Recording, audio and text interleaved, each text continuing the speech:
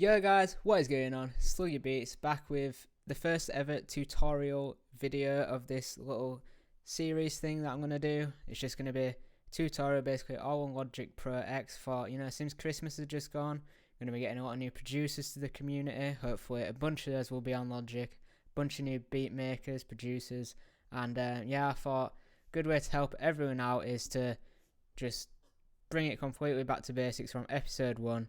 And then we're going to get more advanced as the series goes on, obviously. Talking about mixing, going into drums. And we'll even go into like how to use compressors and stuff, limiters, reverb, all that different stuff. But, this is episode 1, so we're literally going to be doing the series as, this is the first time you've ever opened Logic, episode 1. And so let's dive right in. So, when you open Logic, you'll get a screen that looks like this, and this is basically going to give you the option to create your first track. So we've got software, instrument, audio, drummer, external MIDI, guitar or bass. Now most of the time I go with software instrument depending on who you are or what you want. You might go with audio, maybe you're doing some singing straight away and you're just dragging in a beat. Basically audio, your vocals, microphone. Drummer track, that's going to bring you the Logic drummer in. External MIDI, I assume, is for MIDI instruments, which I never ever use. So we're going to go with software instrument, and that's going to be default set to the drums here, which you can press on them, hear them, never actually use them though. So I'm going to tell you how you can change this track into other things. So one way of doing it is clicking this button here. And then you can select whatever you might like. So maybe you want the vintage electronic piano, and that would bring that up. Another way we can do things is we can open our library here, which is this button right here. I believe you can also press Y. You can press Y on the keyboard as a shortcut for that. Now you may not have them all downloaded. For example, I don't have all these downloaded because I don't use them and it saves space, but you may want to download them, you may not want to download them. But anyway, this is where you can find all your instruments, so your pianos, etc., guitars, anything like that. That is where you will find that. So say you wanted to start using one of these, we'll just use the piano for now. Get the piano selected. Now you can press Command K, and that's going to bring you up a keyboard, which you can actually play with the keypad, which I actually use a surprising amount. Another thing you might do is maybe you have a MIDI keyboard that you use. If you don't know what a MIDI keyboard is, basically, one second. This is a MIDI keyboard. Looks like a regular keyboard to some people maybe. You can get them in all different sizes. So some people may want to invest in a MIDI keyboard if they're, a really good keys player, or they just generally prefer to have the physical thing in front of them. Another way a lot of people do it, especially beat makers, is they'll do this. So if you right click here, you can click create MIDI region, and that's going to bring up this little green box, and if you double click on that, you're going to get your piano roll up. Now usually you want to extend this to 4 bars, and I recommend turning the loop on. So if you press this, and you press play with spacebar, every time it gets to the end of this, I'll just skip it forward a bit, it's going to bring you right back, which I just find is easier for making, chord progressions and stuff. So anyway, so when it comes to drawing in your notes like this, you'll see that we have our normal tool here, which is what we have now, and our pencil tool. So to access our second tool, we want to hold command, and then that'll bring us onto our pencil tool, like so. And we can start clicking on these different notes. You can see all your notes down here, and there we are, it's played notes in. And if you want to change this tool, you obviously just click on this. You can make it your main tool, but I would just get used to just pressing command when you want to, because it just makes things easier.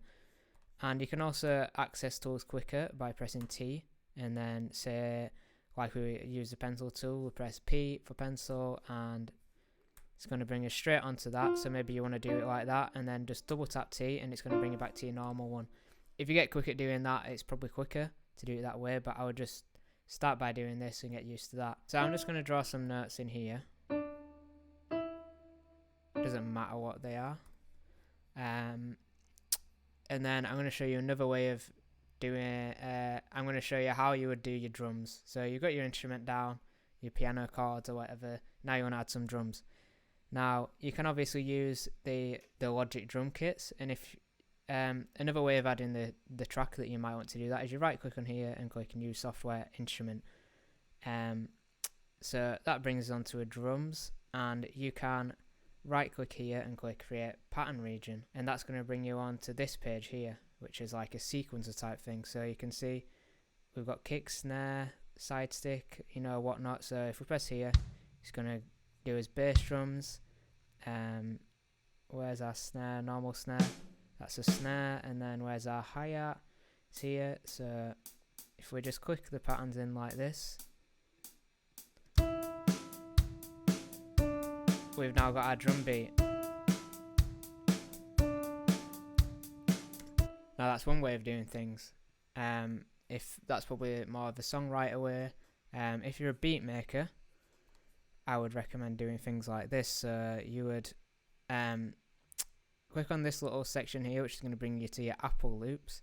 If you click here, it's untagged loops, which is your own samples. So this will just have one folder in here for you called user loops, I believe.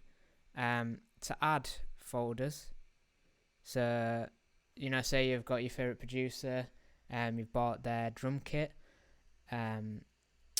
you would go into your files here, and so we've got Cody's drum kits here. They're all free. He made them free recently, so if you're just starting out, I would definitely recommend downloading them. It's going to sort you out, to start out with. And then you just drag it into your untagged loops section, like so. And then you click, yes, I want to add to the untagged loops. Obviously I've already got them in there, so I'm going to click cancel, but that wouldn't come up for you. So we'll use Cody's drum kit because I was just talking about it. So when we've got our sounds in the untagged loops bit, we want to find one we like, and then drag it over here into this instrument section, and we want to drag it into the part that says Drum Machine Designer. That's going to bring you a page up like this. Now there is labels, so you see this kick there, snare, clap, etc. But I don't stick to the labels. There's no real reason to, because it's just whatever basically. Like you just don't. There's no need. It's not helpful. So we get a kick in there, and then get a hi-hat in there. Don't know what these are going to sound like. Now you can see we've got our different sounds here. We can turn the volume of them up and down here. Same with this one, we can do that with this obviously. Now this one is going to control the whole drum kit volume, and this is individual sounds. Now you've got two options here. You can create pattern region in the whole thing like we did before and have the different sounds like that, or we can do them individually. Now I'm going to show you it's pretty self-explanatory what I mean in the individual part. It's just that on its own. Now one way you might like to do it is if you create it all together, so let's do that.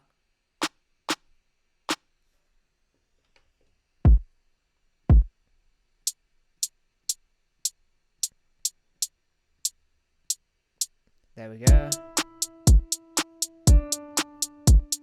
And then so we can control the volume, we can right click on this and click convert to MIDI region, and then separate by note pitch, and then that's going to bring them all onto the separate tracks for you like that. Now you can see we can access our mixing here, but if you want a bigger mixing window you can press X, and then you can see it's more like a traditional mixing board. So you'll see all these other things as well, these boxes and these boxes and these boxes, but we're going to save that for future episodes. So the final thing to talk about is you've got your metronome here, which if you don't know what a metronome is, tells you the tempo of your music. So if we just mute all these, 2, 3, 4, so if you're recording, you might want to play a clap manually.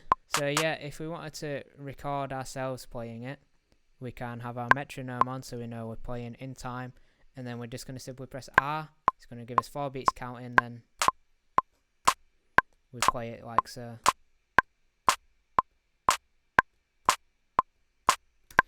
There we are. And that's going to have our clapping like that. This tells us our tempo, so if we slow it down like this, you know, even slower or faster. And yeah, this is our key signature. Don't worry if you don't know what key signature is, just keep it in 4/4. So guys, that brings us to the end of episode 1. Hopefully that tells you everything you need to know well, not everything you need to know, but hopefully that tells you enough to get started in Logic, start making music, start making beats, and I'm sure you'll figure some things out along the way. Let me know what you'd like to learn next. Hopefully we're going to be doing these every week so you can learn as fast as possible. But I don't want to rush them because, you know, I want to make sure they're valuable to you. So I hope you've all enjoyed. I hope you've all learnt something. Don't forget to like, comment, and subscribe if you found this useful. I've got a song coming out with Young Crook called Faded. That's coming out on, when is it coming out? 4th of January. I hope you've all had a great holidays, great Christmas, great New Year's. And yeah, I'll see you next time.